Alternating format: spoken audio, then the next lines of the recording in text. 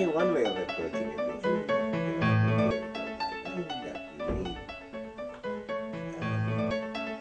Well, I'm sad not to be in Marrakesh. Unfortunately, my teaching commitments at Harvard do not permit me to travel at this time, but I'm at least happy that I have an opportunity of saying a few words here, mainly to welcome people coming to this wonderfully interesting conference on capacity as development.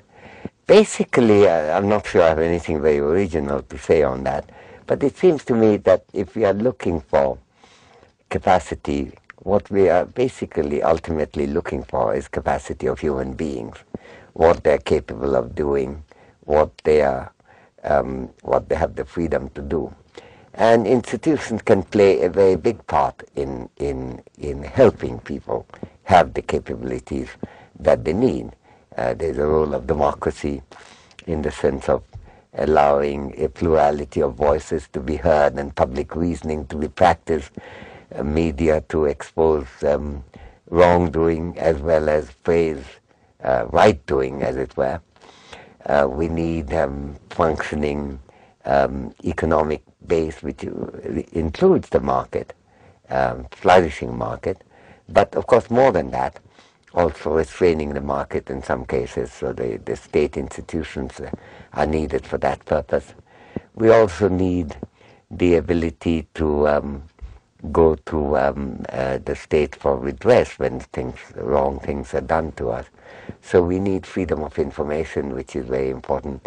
We also need a legal system which allows us to bring these questions into the public arena. Legal rights that people may have, and in case of minorities or in case of women or in case of underdogs of society may be ignored, what opportunity they have to bring these into the fore. I think these would be very central aspects of capacity building for human beings. So I would tend to place institutions within a wider network of which is qualified by our behavior patterns, our standard concerns that make us take a sympathetic attitude towards each other rather than a belligerent attitude towards each other. We have to see how much information we can get hold of and how easily.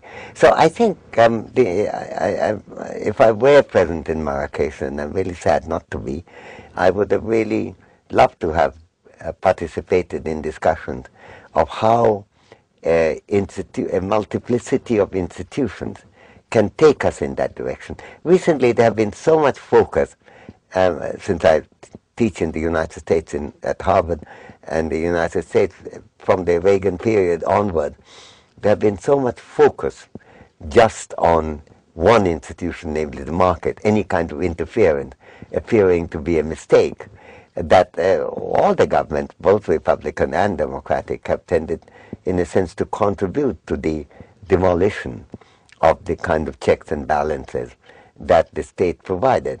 And I think the crisis that we saw over the 2008-9 period, and is continuing even today, that crisis was to a great extent generated by a kind of denial of the need for a plurality of institutions.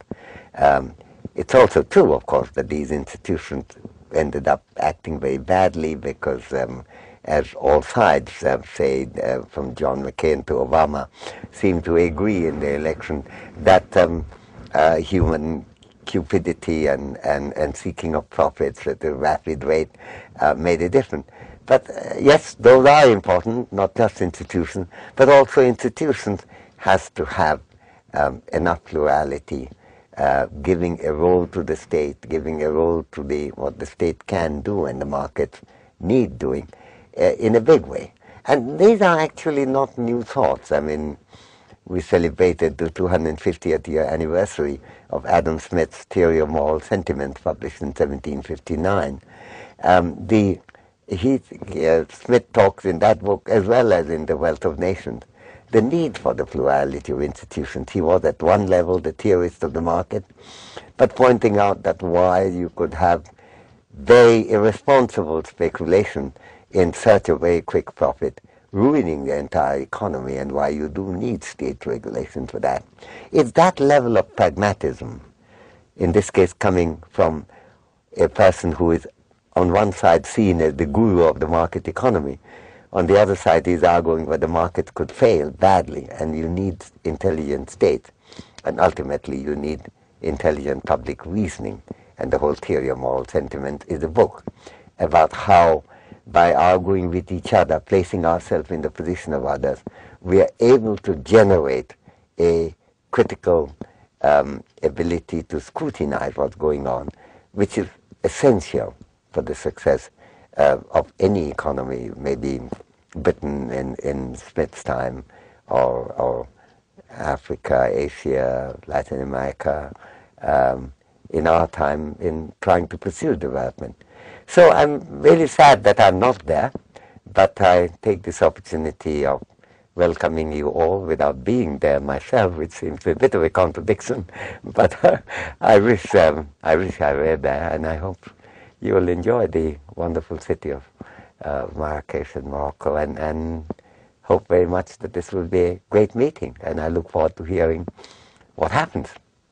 As you always manage to do, you pull these things together, bringing in different elements, but at the end of the day, what is it that moves people to push for change that makes their lives better? And I think that's the message we hope we will carry through all of our work with UNDP. Well, thank you very much. So much. Thank you. Thank you, Professor Sen. Thank you.